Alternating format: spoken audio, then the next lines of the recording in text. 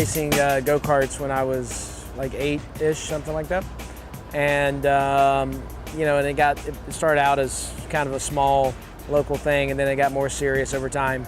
But a lot of it was obviously family-based, and my parents had a huge influence, and friends of my parents had a huge influence, and I just loved it. It was the only sport that I played that really kind of grabbed my attention and held it, and it just became a passion.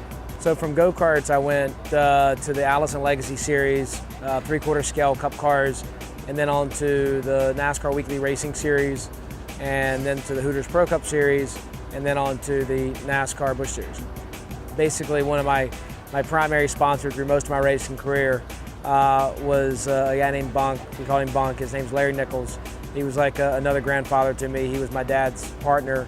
My father worked for him at High Point Nissan as a mechanic and then a car salesman, and then he helped my dad start his business, and he was just a tremendous influence in our family and really helped my father get as a mentor to my dad, and helped him get a good start in life and helped him with his business. And he helped sponsor my racing career a lot of the ways, and along the way. And he definitely helped us get going into the Busch Series, but that was more of a task than he really wanted long term. But essentially, it really started in Hooters Cup, even late models, but especially in Hooters Cup, we started getting outside sponsors, EMP.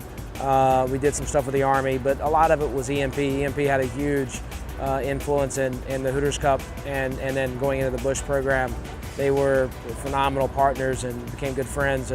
And if it wasn't for them, none of this, may have happened. And, I could say that for a lot of people, but, obviously my parents, Bunk, EMP for helping sponsor those first few, those cars and years, and then moving on to Hendrick.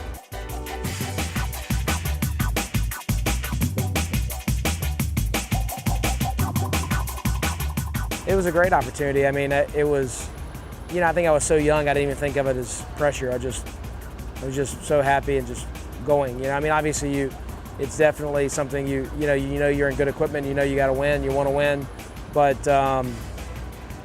it was. I don't know if it was an intimidating opportunity, but it was a huge opportunity, and I recognize that. And leaving Hendrick was a very difficult decision, and it involved a lot of things personally and professionally. So it was not an easy decision, but it was at the time, with everything going on, it was the right decision, and I learned so much from going to Red Bull and helping build that program, personally and professionally. I really grew as a person and as a race car driver. I learned a lot, and I think hopefully those lessons will go on to help me win a championship one day. But it was tough. Hendrick was a special organization. It was and still is, and the person that hired me was no longer there. It had changed a lot.